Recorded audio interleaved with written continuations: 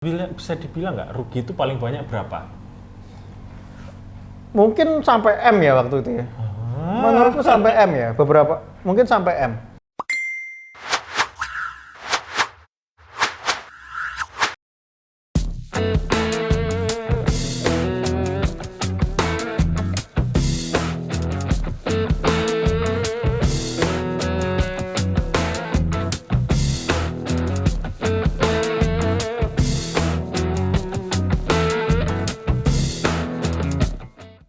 Halo, balik lagi saya Bram dan di video ini saya kebetulan datang bertamu ke salah satu pengusaha di Semarang, ya kan?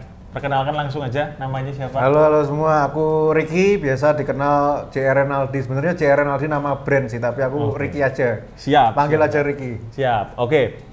Panggilannya Koriki gitu ya. Ricky aja ya. Pertanyaan pertama adalah siapa itu Koriki? Oke, jadi ya seperti yang Mas Bram tahu ya, ini memang akhir-akhir ini baru-baru aja masuk ke TikTok ya. Oke. Masuk ke TikTok karena ya separuhnya iseng, separuhnya tuh juga sebenarnya disuruh sama tunangan aku gitu. Oke. Disuruh dia ngonten duluan, terus dia bilang kamu ikutan nanti kan zaman sekarang kan biasalah your network is your net worth. Betul. Ya. Jadi suruh mulai dulu ngonten nanti biar nanti kita nggak tahu jadi apa, yang penting cari basis marketnya dulu lah, cari basis followersnya dulu. Ya udah terus masuk. Waktu itu belum tahu mau konten apa, kayak biasa ya, biasa kayak yang seperti yang lain yang nyoba-nyoba konten A, B, C. Ya. Terus habis itu kebetulan yang booming ya waktu itu aku iseng-isengan sama tunangan aku, dia tanya satu pertanyaan, aku jawab. Udah awalnya cuma dari situ, terus nggak taunya itu yang boom, ya udah terus habis itu lanjut dari situ. Oke. Kalau ngomong aku siapa ya, intinya ya aku sebenarnya pebisnis, sampai sekarang juga pebisnis karena di TikTok aku juga mulai banyak orang tanya kelas, tanya mentoring. Tapi kalau ke depan nggak tahu lah, tapi untuk sekarang aku pebisnis aja sama konten kreator pemula. Mantap. Oke. Aku juga kenal sama Koriki pertamanya dari TikTok ya. Jadi waktu itu ada salah satu videoku yang di stitch. Itu pansos. Video apa ya waktu itu ya? Apa ya benar? Kayaknya yang Mas Bram bikin konten anak kecil itu. Oh ya kan, iya. Aku bikin konten yang anak kecil itu si siapa ya? Tang Kitchen itu loh. Tang Kitchen itu bahwa nih sudah punya 2 kafe di usia 13 tahun gitu kan. Terus kan di stitch itu akhirnya viral. Gitu ya. Dari situ sih aku taunya. Nah, terus berarti sebelum bahas tentang makanan itu, kontennya sempat bahas apa? Aku udah pernah bikin konten tentang percintaan.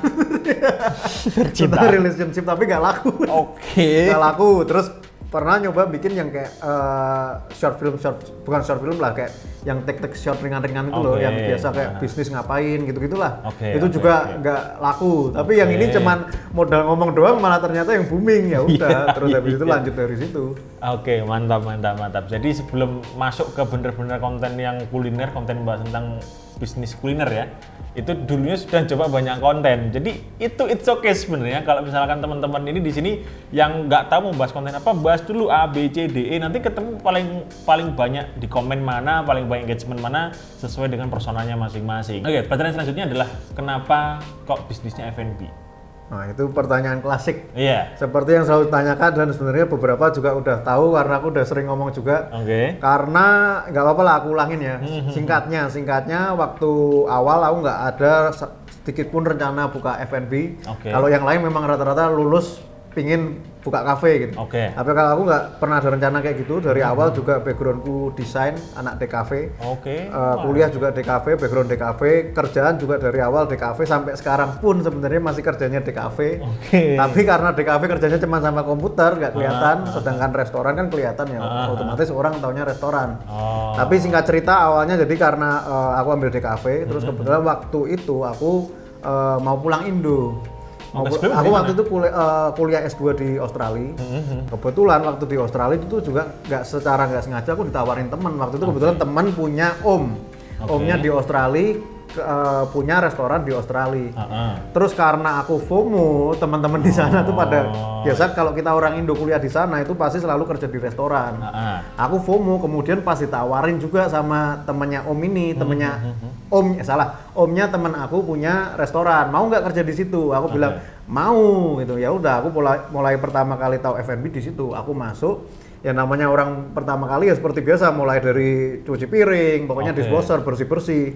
Terus habis itu ya biasalah ketika ada senior baik mulai ngajarin lah, kamu cobain ini, cobain goreng, cobain bakar. Nah, dari situ mulai paham kan, mulai paham masak. Dari itu ya udah terus lanjut terakhir sebelum keluar sampai akhirnya jadi cook, sampai bisa masak gitu. Itu basic pertama. Jadi waktu itu juga udah pernah jadi waiter, udah pernah kasir dikit-dikit. Jadi sedikit paham mulai ada basic di restoran lah. Itu berapa lama tuh? Mungkin setahun lah, aku ambil S2 1,5 tahun, setahunan lebih dikit lah. Oh berarti sampingan ya? Sampingan, part time. Oke. Di situ terus kan lanjut ya fast forward, kan terus aku pulang, nggak ada basic apa-apa, tapi kebetulan waktu itu orang tua tuh pingin buka kafe, buka restoran bukan kafe, buka restoran, yang restoran pertama ini. Nah aku bilang sama mereka, udah gini aja, aku kan nggak akan mengharapkan apa-apa, aku sambil nyari-nyari kerjaan, aku bantuin aja daripada aku nganggur gitu. Daripada pokoknya aku bantulah. Aku nggak akan, pokoknya aku bilang di awal, aku nggak akan minta kerjaan, nggak akan minta uang gitu loh. Jadi aku bantu aja, aku bantu. Nah setelah bantu, dia mulai baru heran gitu loh. Kok kamu cukup tahu banyak tentang F&B gitu loh, tahu dari mana? Sebelumnya nggak tahu waktu di Australia? Waktu di Australia aku nggak pernah bilang, karena kalau aku bilang dia orang tua aku persepsinya selalu udahlah kamu tuh jadi anak kuliah yang bener dulu gitu loh. Kuliah aja belum tentu bener, ngapain soal kerja gitu loh. Iya. Pokoknya intinya mereka yang model kayak gitulah. Jadi aku nggak pernah ngomong kalau aku sambil kerja gitu. Waktu pulang masuk mulai operasional kok mulai tahu ini itu. Terus lama-lama mereka kayak ya udahlah ini lanjutin aja lah, terserah kamu diapain, lanjutin aja. Sama kayak aku juga, aku pun udah lanjur masuk, udah lanjur penasaran, udah lanjur basah lah. Ya udah gaspol terus, lanjut terus dari situ. Nah, gitu aja awalnya gitu. Jadi kebetulan kerja pertama di F&B juga nggak sengaja, terus bisnis pertama ya nggak sengaja. Oke gitu, mantap. Berarti semua dimulai dari nggak sengaja sih? Dari nggak sengaja. Kalau misalkan dulu nggak ke resto yang sampingan waktu di Australia, itu terus mau jadi apa kira-kira? Tetap kayak sekarang jadi desainer, pasti itu. Pasti kalau itu pasti masih tetap jadi desainer. Tapi sekarang juga akhirnya jadi desainer, ngedesain dari menu-menunya itu ya juga ya. Tadi aku ngeliat menu-menunya itu bagus, desainnya itu desain sendiri ya? Semua desain sendiri sampai sekarang. Kerjaan sehari-hari juga sebenarnya masih banyak kerjaan desain. Ya sama kayak tadi aku bilang, tapi kan nggak kelihatan. Yang kelihatan kan yang ada bentuknya gitu. Oh malah kontennya malah nggak ada yang bahas desain loh? Nggak ada. Sama sekali kan? Tapi waktu itu udah sempat, kalau relationship gagal, bisnis gagal, aku akan bahas desain. Udah sempat kepikir itu. Oke. Tapi ternyata kecantol di bisnis ini. Iya. Karena itu juga jadi salah satu konten yang paling melaku ya kalau di sosmed yang bahas bisnis ya. Iya. Gitu. Sebenarnya dari 3 topik tadi di awal, yang aku paling nggak yakin itu sebenarnya bisnis. Karena aku mikir kayak di kuliner juga baru 6 tahun, ini kan baru 6 tahunan lah. Sedangkan kalau kayak relationship, aku merasa aku lebih punya banyak pengalaman sama pengetahuan tuh malah di relationship. Tapi malah kayaknya kalau sekarang aku nganalisa lagi kesalahannya karena terlalu teknis menurut aku. Kan kita relationship kayak di TikTok kan butuh yang basic juga gitu loh, yang orang bisa relate gitu. Nah itu kayaknya yang aku bahas di awal-awal tuh terlalu teknis lah. Oke, mantap. Balik lagi, kalau ini tadi kan gedung sendiri ya berarti ya. Ini di dalamnya ada berapa brand? Brand ya bukan. Kalau di brand tuh jadi di dalam tadi yang paling bawah yang Keva itu aja ada 7 brand. Itu di dalamnya ada 7 brand. Jadi ceritanya mulai per tahun ini itu kita onlinein juga. Jadi kita shifting, kita adaptasi lebih ke online. Jadi kita bikin kayak semi cloud kitchen lah, kayak cloud kitchen tapi kita intern. Jadi dalam satu cafe tadi itu ada banyak brand. Kalau tadi lihat menunya juga ada beberapa brand itu. Jadi kita pecah-pecah menunya. Jadi biar online-nya naik. Terus nanti ketika kita mau bikin brand kecil-kecil lagi juga lebih gampang. Intinya kita bikinin medianya dulu lah. Kita bikin medianya jadi ntar untuk ekspansi untuk apa ke depan yang secara digital, secara online lebih gampang. Jadi intinya gitu, di dalam tadi ada 7. Terus berarti ada brand lagi itu lantai satu. Terus ada brand lagi yang savory ini. Ada brand lagi yang paling atas tadi RSCJ, sama satu lagi hotpot. Berarti total 11 brand. 11. Yang makanan 11. Kalau di lantai 1 tadi ada Keva namanya. Keva, ya. Keva. Itu lebih ke apa? Itu lebih ke kafe, biasa anak muda cewek-cewek sih sukanya. Seringnya kayak cewek-cewek ngumpul gitu-gitu. Kalau sebelum corona selalu kalau pagi malah mama-mama muda biasanya. Selalu itu. Itu selalu karena di sini ada tiga international school yang setiap mama-mama nganterin anaknya habis itu pasti mereka suaminya kerja, mama-mamanya ya kesini main-main ya kan. Suami cari uang, mama-mamanya buang uang. Selalu di sini. Betul. Soalnya kebetulan di sana. Jadi 1, 2, 3 international school. Oke, mantap. Oke, itu di lantai 1. Lantai 1. Lantai 2. Lantai 2 tuh kita ada kaya namanya. Tapi selama corona ini kita gabungin di lantai 1. Itu lebih ke Indonesian food sama seafood. Tapi sekarang kita di Keva itu kita masukin Keva juga tetap orang bisa order secara online juga. Ya online maupun offline. Offline di Keva juga bisa. Dan itu juga biasa malah dipakai untuk acara-acara misal kayak wedding, kalau nggak lamaran gitu. Soalnya ada meeting roomnya juga. Sama meeting roomnya ada 2, satu kapasitas 30-an, satu kapasitas 50-an. Dan 2 tadi bisa digabung, kalau digabung ya kapasitas 100 lah. Bisa itu. Juga, ya, jadi seringnya setelah corona malah buat wedding yang 100 orang, 80 orang itu mereka senang banget di situ. Oke. Selain itu terus di atasnya lagi yang The Savory itu yang restoran aku yang pertama. Terus di atas itu apa? Lebih ke apa itu? Jualannya non halal, jadi jualannya lebih ke pork ribs, pork knuckle gitu-gitu. Jadi ini sebenarnya yang The Savory ini dia makanan Indonesia, tapi kita kemasnya kita westernin lah. Soalnya kan ini kan kita sebenarnya kiblatnya Bali. Tapi kalau kita jualan di Semarang, kita ngomong Balinese food, gitu kan orang kayak nggak menjual lah. Makanya kita kemasnya kayak ke westernan lah. Tapi sebenarnya kita bumbunya Indonesia semua. Semuanya? Semua Indonesia. Tadi Juragan Hotpot itu apa? Juragan Hotpot tuh di lantai 1,5 lah ceritanya. Jadi gini ceritanya gara-gara Corona, aku bikin 2 brand, satu Juragan Hotpot, satu RSCG. Ini lahir karena ketika Corona. Karena aku mikir kayaknya ke depan kalau aku ngurusin restoran gini terus, yang operasional cost-nya tuh super tinggi lah ibaratnya gitu. Mending aku bikin yang kecil-kecil yang lebih gampang banget di manage, sama nanti kalau mau digandain gampang banget. Jadi kita nyiapin sistemnya lah. Jadi kayak yang di tempat aku yang Hotpot sama RSCG itu basicnya aja, misal untuk operasional tuh kita cuman pakai 3 orang. Jadi satu outlet itu cuman butuh 3 orang. 3 orang toh. Jadi udah kita siapin sistemnya semua 3 orang, mereka udah nggak perlu masak yang aneh-aneh, udah nggak perlu prepare yang aneh-aneh. Jadi mereka bener-bener kerjanya cuman kayak nggak perlu otak aja, selama punya nalar dikit bisa lah, bisa ngerjain lah gitu. Nah, sistemnya yang kecil-kecil gitu, dan itu kita bikinnya yang investmentnya tuh kecil banget. Jadi tujuan kita biar nanti kalau mau digandain pun nggak perlu pakai modal yang besar lah. Nah, itu dari pandemi, karena kita belajar dari pandemi salah satu cara F&B bisa bertahan paling gampang, salah satunya yang nekan operasional cost. Kayak yang tadi aku sempat ngobrol sama Mas Bram, kayak di kita salah satu yang untung juga karena nggak bayar sewa.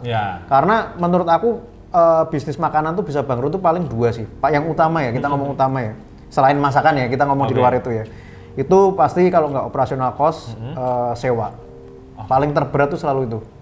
Antara 2 tadi. Makanya dengan nggak bayar sewa itu jadi lebih enteng. Lebih enteng. Dan dengan karyawan sangat dikit, itu kita benar-benar untuk survive tuh gampang banget lah.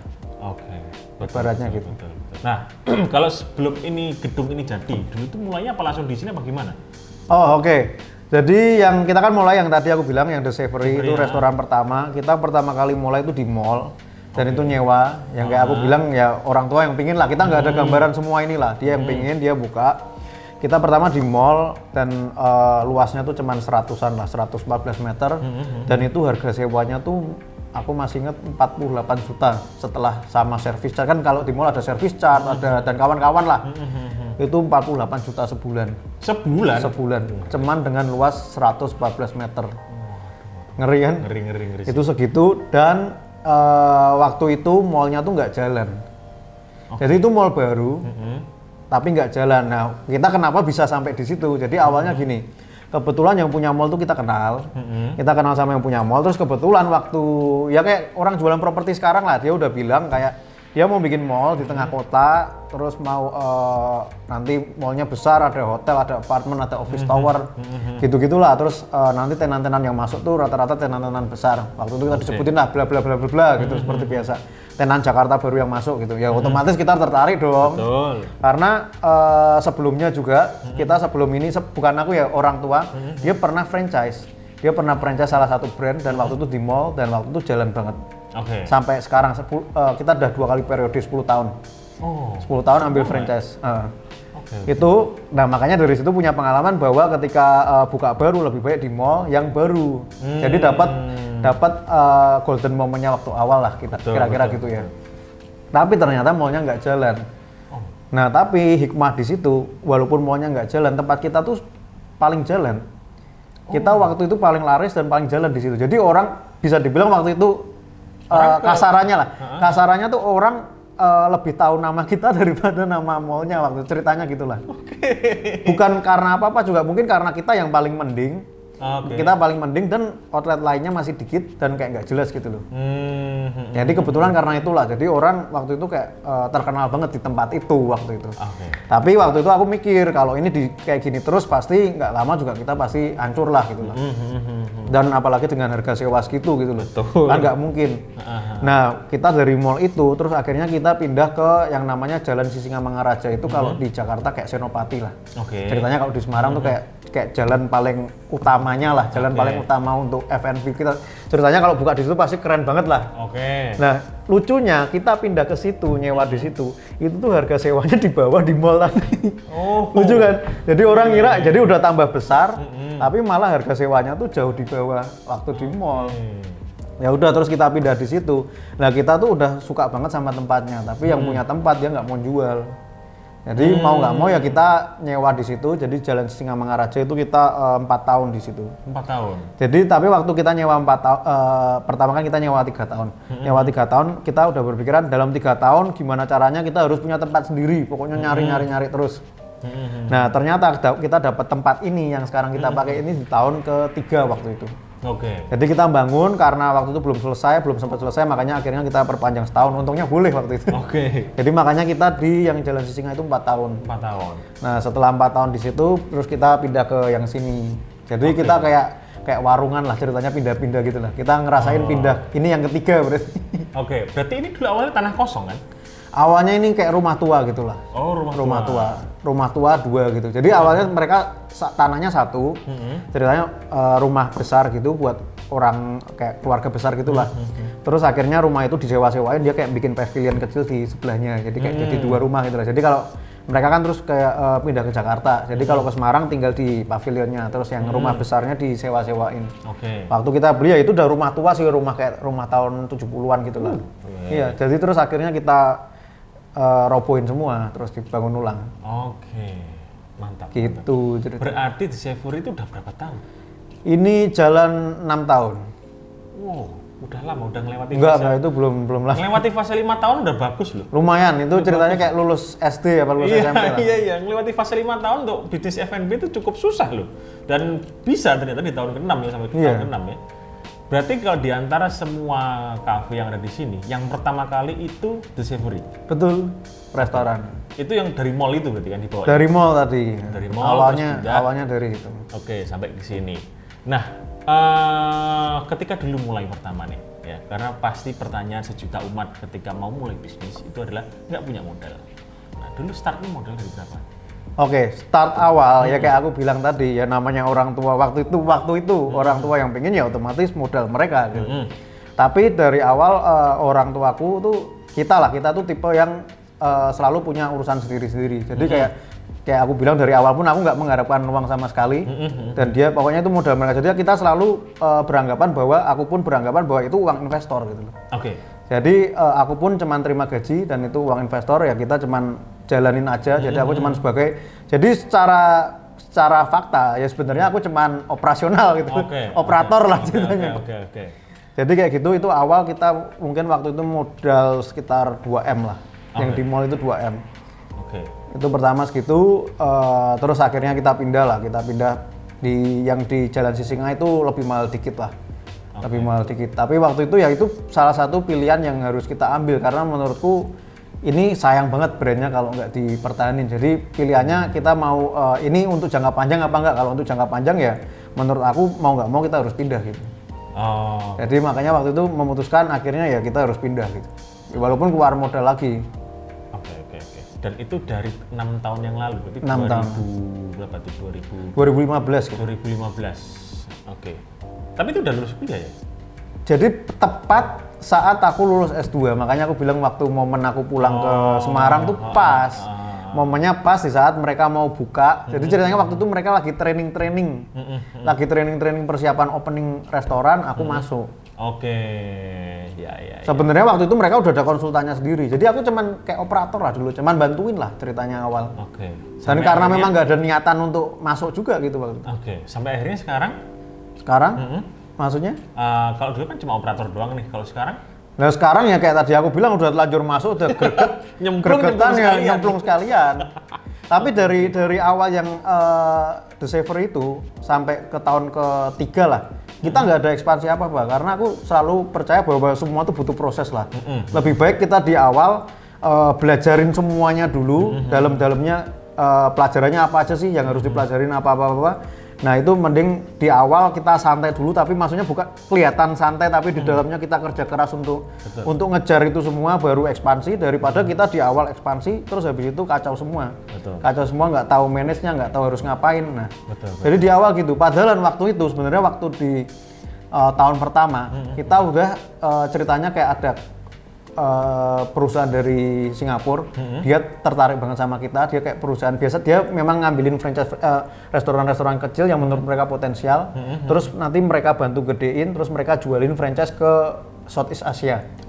Dan waktu itu rencananya Singapura. Nah, aku waktu kuliah di Melbourne, sebenarnya aku pingin banget, nggak ada rencana pulang Indo, ya pingin banget tuh terus hidupnya nanti di Singapura. Jadi mau banget aku ketika dengar kayak gitu, bisa Singapura sebenarnya mau banget. Tapi ya balik lagi aku mikir, enggak lah ini kita aja baru anak bayi gitu loh. Ibaratnya anak bayi masa udah mau ekspansi, aku mikir kayak enggak. Memang tujuan akhirku aku pingin buka di Singapura juga, tapi nggak sekarang lah. Aku jadi memutuskan akhirnya enggak lah. Makanya terus ya 3 tahun pertama tadi kita santai banget, baru mulai gregetan ya akhir-akhir ini. Oke. Nah kalau bisnis F&B itu salah satu bisnis yang paling besar dampaknya kena corona. Ya. Nah kalau di sebelum awal corona dulu bedanya dengan yang sekarang apa? Ketika corona nih, dari segi apapun itu, entah dari operasionalnya, entah mungkin ada brand yang ditutup, ada yang dibuka ketika corona dan lain sebagainya, itu gimana ceritanya? Menurut aku ini peran dari corona ini peran paling penting adalah sebagai operator ya, kita nggak usah ngomong owner lah, sebagai operator siapa yang menjalanin itu sangat penting banget karena di bisnis apapun ini kita jadi tertuntut untuk sangat adaptif sama harus agile banget ya, kita harus pintar beradaptasi dengan cepat. Nah itu jadi langkah-langkah yang sangat kita pelajarin, harus mau nggak mau diambil ya, kayak tadi misalnya dari yang misal kayak Keva, kita dari full offline, kita harus gerak gimana caranya kita bisa nyerang pasar online-nya juga. Makanya salah satunya yang kita lakukan paling besar ya tadi, dengan mau nggak mau kita dari Keva yang awalnya cuman cafe, terus ceritanya sekarang cuman kayak kita jadiin kayak food court online gitu. Kayak food court online yang menaungin beberapa brand-brand kecil yang digital gitu. Kenapa aku akhirnya memutuskan untuk gitu juga? Karena aku mikir gini, kalau ke depan misal nanti aku mau ekspansi juga, bisa aja misal aku mau buka di Surabaya, ya aku tinggal sewa satu ruko, nanti aku masukin beberapa brandku, yang manapun terserah, aku pengen buka apa juga ekspansinya murah, nggak harus di tengah kota. Misal di tengah kota pun yang masuk gang juga nggak apa-apa. Bisa tinggal pemasarannya full digital. Bisa juga nanti ketika misal ditambahin juga misal outlet-outlet aku yang kecil tadi, misal kayak RSCC atau Hotpot, itu kan nggak perlu space besar, nggak perlu orang banyak. Jadi kedepannya ini menurut aku ini justru corona ini ngajarin kita untuk mau nggak mau kita adaptif banget lah. Jadi mempersiapkan sistem baru biar ke depan ketika nanti udah semua udah membaik, kita mau ekspansi itu sistemnya udah siap, infrastrukturnya udah siap. Salah satunya itu kita jadi agile banget lah sekarang. Berarti lebih ke cloud kitchen ya? Kalau ceritanya kita kayak nge-shift dikit dari sistem cloud kitchen lah. Inti-intinya sih mirip-mirip. Berarti Kuriki sendiri juga ngelihat bahwa potensi online itu juga besar dong? daripada kita yang mengharapkan offline aja?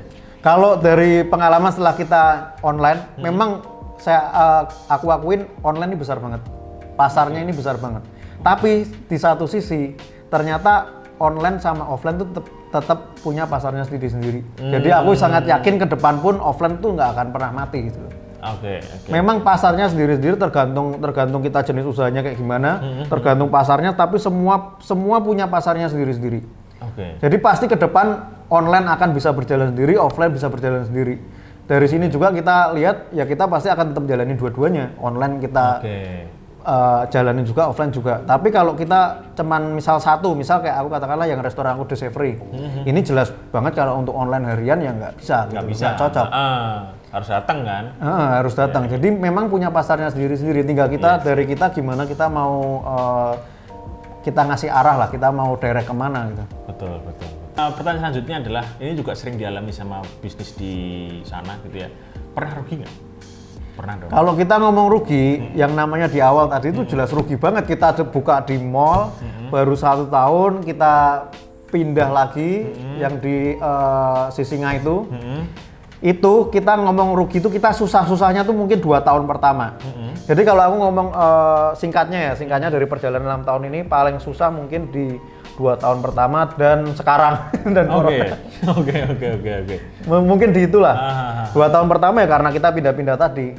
Nah waktu pindah itu, ini aku ceritain lucunya ya. Kita waktu mau pindah ke tempat yang kedua, aku masih ingat banget tuh, tetangga sebelah aku tuh dia bilang gini, Ricky, kamu pindah, nanti kalau kamu udah ngeluarin modal lagi terus nggak jalan lagi gimana dong? Kan udah 2 kali jalan terus nggak jalan gitu. Dan akhirnya kita pindah yang di Jalan Sisinga itu kan. Pertama kali kita pindah bulan pertama tuh bagus banget. Terus habis itu bulan keduaan, 3 itu langsung terjun bebas. Itu bener-bener kayak mungkin lowest poinku waktu itulah bisnis. Mungkin di situ karena kita kayak waktu aku di sini aja itu kan aku bilang sama orang tuaku ini menurut aku harus pindah gitu loh. Tapi kan aku yang harus bertanggung jawab semuanya gitu loh. Iya sih, iya. Ya kan aku yang harus bertanggung jawab semuanya. Ya udah terus akhirnya aku pindah. Ternyata nggak lebih baik. Awalnya baik banget, ternyata terus habis itu terjun bebas. Itu kita ngerasain di situ. Tapi terus habis itu naik sampai mungkin itu tahun-tahun paling kita nikmatin ya tahun-tahun setelah itu sampai kita pindah sini pokoknya sampai dari situ sampai sebelum corona itu bener-bener masa-masa yang enak banget lah. Oke. Kalau bisa dibilang nggak rugi itu paling banyak berapa? Mungkin sampai M ya waktu itu ya. Menurutku sampai M ya, mungkin sampai M. Dan kita kalau ngomong rugi ya balik lagi makanya aku selalu bilang hidup itu proses ya, hidup itu proses. Waktu itu M-nya itu sama M-nya kita sekarang yang hilang gara-gara corona ya itu nggak sebanding gitu loh. Ngerti kan? Kalau kita ngomong secara rasa ya M-nya yang kecil itu dulu kerasanya lebih berat daripada kehilangan M yang sekarang. Ngerti kan maksudnya kan? Jadi makanya kadang memang masalah skala gitu loh. Jadi memang waktu itu mungkin kehilangan 1M lah, mungkin 1M, 2M lah, nggak sampai 2M lah. Tapi usia berapa tuh? Usia 22 mungkin, 22-an lah. 22. Luar biasa emang, luar biasa. Oke. Itu tapi sekarang ya itu terlihat kecil lah ya. Itu terlihat kecil dibanding yang sekarang. Kalau ngomong sekarang mungkin nggak perlu diomong lah nggak enak. Tapi yang pasti skalanya kelihatan dari tempatnya juga skalanya lebih besar. Tapi kalau dulu kan mungkin yang ngerasain kan kita sendiri toh. Kalau sekarang kan nggak kita sendiri, kita kan juga ada teman-teman juga ngerasain gitu loh gara-gara corona. Iya, bedanya itu. Tapi kelebihannya karena kita udah pernah ngerasain yang di situ, ya kita jadi lebih punya mental lah. Kita punya mental dulu aja bisa, sekarang ya gimana caranya pasti bisa. Dan lihat rata-rata semua yang besar-besar ya memang pasti pernah ngalamin kok. Pokoknya kalau aku selalu percaya gitulah, kalau kita mau naik kelas ya kita harus ngelewatin ujian yang lebih keras kan. Betul. Kalau nggak gitu nggak mungkin naik kelas gitu loh. Kalau kita ujiannya yang cupu-cupu gitu ya kita nggak naik kelas nanti. Oke. Betul. Ya kan? Dan menurut aku itu fair kok. Semua orang pasti ngelewatin hal yang sama gitu. Pastilah. Kan nggak mungkin kan ada orang yang jualan atau bisnis apapun nggak pernah rugi, kayaknya nggak mungkin lah ya. Dari awal enak sampai tiba-tiba sukses banget gitu nggak mungkin lah. Nggak mungkin lah itu. pasti pernah lah rugi, entah itu ditipu sana sini atau tiba-tiba nggak tahu operasionalnya harus gimana, pasti pernah lah ya. Pasti pernah. Gitu. Oke. Kalau ngomongin F&B, tantangan paling berat itu ngatur apanya? Menurutku nggak cuma F&B, semua bisnis tuh mirip-mirip. Intinya semakin banyak jumlah SDM, semakin banyak jumlah karyawan, pasti masalahnya semakin banyak. Selalu di situ, karena dari kita pun ngerasa justru masalah terbesar tuh ya di SDM itu, di bisnis, apalagi F&B ya. Justru nggak dicari orangnya, maksudnya cari tamunya, tapi lebih ke intern, selalu kayak gitu. Kayak aku kasih contoh, misal namanya kan sering banget di TikTok aku juga bahas, bisnis F&B itu sering banget hancur tuh pasti gara-gara intern. Karyawannya nggak karuan, karyawannya penguapan nyuri-nyuri, barang rusak, apa itu semua nggak kekontrol, itu pasti hancur dari situ. Karena ketika masalah itu semua muncul, yang ditulis di laporan, angka itu kan udah nggak valid semua gitu. Dari yang harusnya untung aja bisa jadi super minus, cuman gara-gara kayak gitu gitu. Seringkali aku lihat masalahnya selalu terbesar di situ, dan memang ternyata paling susah ya memang di situ gitu. Jadi di SDM ya? SDM. Terus gimana cara cara nanggulangin lah ya, cara nanggulangin itulah. Step pertama di TikTok aku juga selalu bilang ya, namanya owner harus mau terjun langsung. Terjun langsung, ngecek langsung, lihat langsung keadaan, dan juga harus mau belajar kira-kira harus ngapain aja, itu harus paham. Karena balik lagi satu, kalau misal owner terjun langsung ke lapangan tapi nggak tahu apa-apa juga, dia nggak akan bisa ngapa-ngapain juga gitu loh. Satu, nggak akan dihargain sama karyawannya. Dua, ngomongin apa juga nggak akan didengerin. Tiga, ngasih solusi pun nggak akan jadi solusi kalau nggak paham. Ya kan, makanya aku bilang peran owner juga tuh penting banget sebenarnya, apalagi di awal kita kan nggak bisa hire profesional yang bener-bener profesional ya ini. Kalau cuman profesional abal-abal tuh masih bisa lah, tapi kalau yang bener-bener profesional kan di awal nggak mungkin gitu loh. Ya itu owner harus terjun langsung ke lapangan dan mau repot lah. Jadi itu ya, dengerin ya, buat yang katanya mau bisnis terus mau ongkang-ongkang kaki doang, itu tolong dipinggirin dulu. Mindsetnya itu dipinggirin dulu. Jadi nggak sebegitu enaknya, jadi buka bisnis langsung kita ongkang-ongkang, sana kerja, nggak begitu dong. Semuanya harus terjun dulu. Gini, aku ada cerita lucu nih. Karena aku barusan ngomong sama tunangan aku, kemarin kan aku sempat ke Bali kan. Aku bilang sama dia, wih ternyata bener di Bali ya, aku bilang ternyata bener ini bisnisnya autopilot ini, kita keluar juga bisa aja autopilot beneran, kita nggak ngurusin sama sekali, ini jalan kok. Tapi aku juga bilang ya jalan lah, beneran jalan. Nanti kalau kita pulang, setiap aku pulang juga kalau tanyain ada masalah nggak, semua jawabannya nggak ada masalah. Padahal kalau kita di tempat setiap harinya selalu nemu masalah gitu loh. Masa kita tinggal malah nggak pernah ada masalah? Ya kan? Selalu kayak gitu. Jadi makanya aku bilang kalau ngomong autopilot, ya autopilot beneran autopilot. Kita di Bali juga restoran terbuka kok. Tapi kalau ngomong masalah itu beda cerita. Kalau kita merem ya memang nggak ada masalah gitu. Iya itu bener. Tapi akhirnya setelah ditanyain kemarin tuh ada masalah juga ya? Setelah ditelusuri sendiri? Kalau ditanyain nggak pernah ada masalah. Kalau ditelusurin baru muncul semua masalahnya.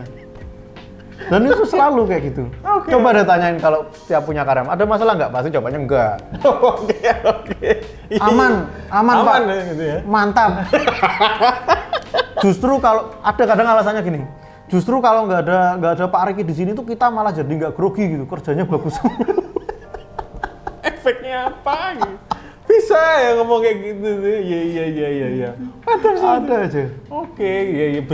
Bisnisnya memang autopilot, tapi ya masalah tetap ada sih. Bener sih itu. Cuman nggak kelihatan aja. Iya, betul. Berarti ngomongin tentang karyawan sama operasional tim tadi ya. Di sini itu di gedung ini ya, itu ada berapa tim? Berapa orang di sini deh? Total semua ya. Total semua deh. Kalau sekarang mungkin kayak 60-70 orang lah. Kalau dulu sebelum corona mungkin 100, hampir 150, 120, 130, 140, lupa. Karena yang sebenarnya banyak nggak kelihatan, nggak kehitung tuh kayak misal cleaning service, bagian umum, security. Bagian umum tuh misal kayak nyampur ke listrik, air, gitu-gitu. Nah itu kebersihan umum, gitu-gitu kan juga ada orangnya sendiri gitu. Ngurusin genset, nah gitu-gitu. Terus yang nggak kelihatan juga tuh security, valet. Kita baru kayak kemarin corona aja kita sadar bahwa tim valet kita aja sama security itu ternyata 12 orang. Banyak juga ya. Itu bengkak banget kosnya. Iya. Makanya gara-gara corona juga kita bener-bener jadi perapian semua lah biar efektif. Oke. Tapi apakah setelah corona nanti selesai itu akan ditambahkan lagi atau biar seperti ini? Ya karena kita udah kebiasaan corona ya jalan aja. Nanti butuh naik ya tambahin, butuh kurang kurangin. Berarti dinilai dulu sebelum corona itu cukup buang kos banyak ya ternyata ya. Cukup buang sebenarnya. Sebenarnya ada yang bisa diefektifin lah sebenarnya. Oke. Jadi itu ya. Jadi corona siapapun dah ya, apalagi yang bisnisnya itu di kuliner, itu salah satu bisnis yang dampaknya paling besar gitu ya. Kecuali emang yang bisnisnya kayak aku yang Gita Agency, itu justru larinya ke aku semua. Karena kan mereka yang kuliner yang offline ini mikir online nggak begitu penting, ya kan? Jadi setelah corona kena online itu baru mereka kebuka pikiran, oh ya ternyata online penting, baru bikin konten Instagram lah, website lah, buka di GoFood lah, GrabFood, akhirnya baru kepikiran semua setelah corona datang. Betul gitu. Ya sama kayak aku, makanya masuk ke TikTok. Kalau dulu ya nggak mungkin, nggak mungkin bela-belain. Oke, mantap. Nah tadi itu ada berapa kafe di sini tadi itu? Kalau ngomong sebenarnya kita tuh bener-bener susahnya di sini. Kita kan bedain semua tuh. Harus punya pasar sendiri-sendiri, makanannya sendiri-sendiri. Betul. Dan cara cari uangnya juga sendiri-sendiri. Betul. Jadi kalau ngomong kafe tuh sebenarnya cuma yang Keva aja gitu. Oke. Yang lain lebih ke restoran sebenarnya. Restoran. Oke. Itu berarti total di sini ada 5. Total 5. 5 ya. Itu ada manajernya masing-masing nggak? Nggak ada. Kita nggak punya manajer. Terus? Karena capital kita nggak kuat untuk itu. Oke. Satu menghemat biaya, dua rasanya lebih greget kita turun langsung ke lapangan. Oke. Ya kan? Lebih mantap kan? Iya sih, betul sih kayak gitu sih. Berarti 5 itu dihandle sendiri? Bener. Koreki sendiri? Dan iya. Wadaw. Nggak, soalnya seringnya juga kita tuh sebenarnya gini, bukan kita nggak punya manajer sebenarnya. Tapi kita tahu setiap kita punya manajer tuh selalu masalah. Dan kita lihat dari orang lain selalu manajernya yang bermasalah juga. Contohnya? Manajernya yang seenaknya sendiri. Oke. Manajernya misal nih, contoh manajer ngajak temennya, ayo mampir. Oh. Gratis semua. Bener kan?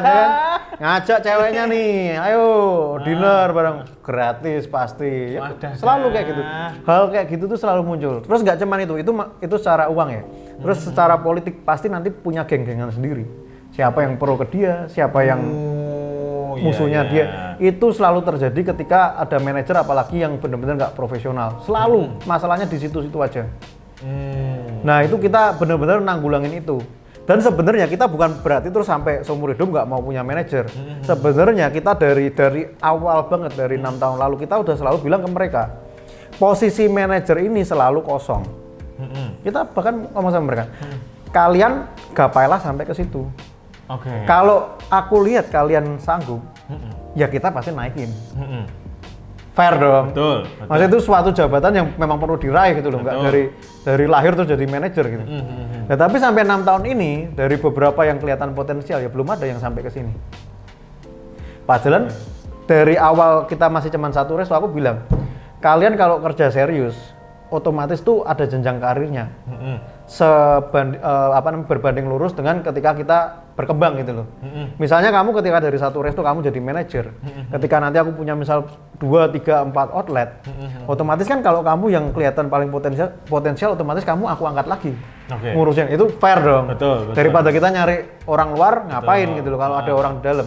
Tapi ternyata sampai 6 tahun ini ya belum ada yang sampai ke posisi ini tuh belum ada. Menurut kita belum layak gitu. Oke, berarti nggak ada manajer, dihandle sendiri semua? Ya mau nggak mau. Oke, berarti berapa jam kerja sehari? 24 jam mungkin masih bisa mikir ya? Enggak 24 jam, pokoknya datang paling awal, pulang paling akhir. Iya. Kalau misalkan ngomong-ngomong nih, kan banyak kafe dan banyak brand juga. Nggak ada rencana buka franchise gitu? Oke, jadi awalnya memang kita rencana mau franchise-franchising. Kita tuh udah mikir lah antara cari franchise, maksudnya ya lebih ke franchise atau ke VC, venture capital. Kan pilihannya dua itu sebenarnya kan. Betul. Tapi setelah kita semakin mendalami dua-duanya, kita semakin memilih untuk tidak. Oke, kenapa? Yang pertama dulu franchise dulu deh. Oke, kalau franchise pertimbangannya ini juga sering aku sharingin juga karena kadang orang-orang nggak paham. Pinginnya franchise. Franchise, kalau yang misal nih, kayak misal di posisi aku ya, kalau kita belum punya nama, kayaknya masih nggak apa-apa. Karena franchise itu ketika nanti franchise-nya nggak jalan, itu akan nyerang balik ke kita. Otomatis kan gitu, sedangkan bisnis kan naik turun. Betul. Misalnya Mas Bram yang ambil franchise-ku, terus nggak jalan, Pak Hasto otomatis marah kan ke aku. Bilang, ini apa-apa. Dan ketika Mas Bram juga udah ngeluarin uang untuk bayar brand aku, pasti menuntut. Fair dong, pasti nuntut dong. Dan ketika nuntut dan udah bayar, ketika aku nyuruh Mas Bram ini secara SOP itu kita harusnya gini. Mas Bram belum tentu nurut dong. Kan Mas Bram yang bayar. Kalau aku yang bayar Mas Bram, mungkin Mas Bram nurut. Tapi kalau posisinya Mas Bram udah bayar dan nuntut kita masih mau ngatur Mas Bram. Emang Mas Bram selalu ngelanjutin? Enggak dong. Kalau dirasa nggak nguntungin pasti enggak. Soalnya contohnya seringkali franchise tuh kayak gini. Misalnya aku ngeluarin menu baru. Katakanlah jual ketela goreng. Mas Bram ngerasa kayak nggak menarik. Ya udah nggak ngambil. Tapi kan nggak bisa dong kita secara sistem misalnya kayak gitu. Kita mau dari pusat mau nambah menu. Ternyata outlet bawahnya nggak mau misalnya. Terus gimana? Misalnya juga ya. Nah, masalah-masalah kayak gitu tuh muncul. Jadi ternyata setelah kita dalamin juga, yang rata-rata franchise itu masalahnya antara masalah di yang ngambil franchise atau masalah nanti terus mereka ketika hancur, nama kita pun akan hancur semua. Iya sih. Hancurnya gara-gara pada nggak bisa diatur. Betul. Ya gimana mau diatur? Tapi kalau mereka yang bayar gitu. Betul. Lah bagi aku sangat menyayangkan kalau sampai hancur gara-gara nggak bisa diatur kayak gini. Karena aku udah mulai 6 tahun, aku udah mulai pelan-pelan. Jadi otomatis kita juga berusaha memproteksi kita sendiri, jangan sampai kita hancur.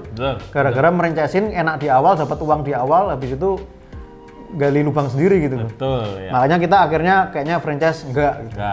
Terus sekarang kita ngomong venture capital. Ini juga sebenarnya sama, kan balik lagi kasarannya kita punya bos. Kita punya bos, dia yang punya uang, kita cuman ibaratnya buruh. Kasarannya kan gitu. Ya ketika nanti ada apa-apa kita didepak ya kita nggak bisa apa-apa. Seringkali ternyata banyak kejadian gitu juga gitu. Kita yang capek-capek, kita didepak, ternyata dia bisa sistemnya udah punya semua. Kalau enggak dia gantian nyari profesional lain atau gimana ya kita nggak bisa apa-apa juga. Namanya mereka yang punya uang, brandnya juga kita kasihin mereka semua. Betul. Jadi makanya kayak lama-kelamaan kayak aku kembali ke sistem paling konvensional. Ini aku juga belajar dari salah satu teman, dia di ownernya itu apa namanya? Boga Group di Jatim itu keren banget. Dia selalu bilang gini, kalau ekspansi mending apa namanya kita punya uang berapa kita buka berapa. Menurut aku itu masuk akal karena yang udah aku jalanin sekarang pun kan juga sebenarnya gitu. Aku selalu bilang kalau menurut aku belum siap ya aku nggak ekspansi gitu. Daripada kelihatan keren di awal habis itu kacau. Jadi aku ngerasa juga kayaknya aku akan mengambil hal itu juga gitu loh.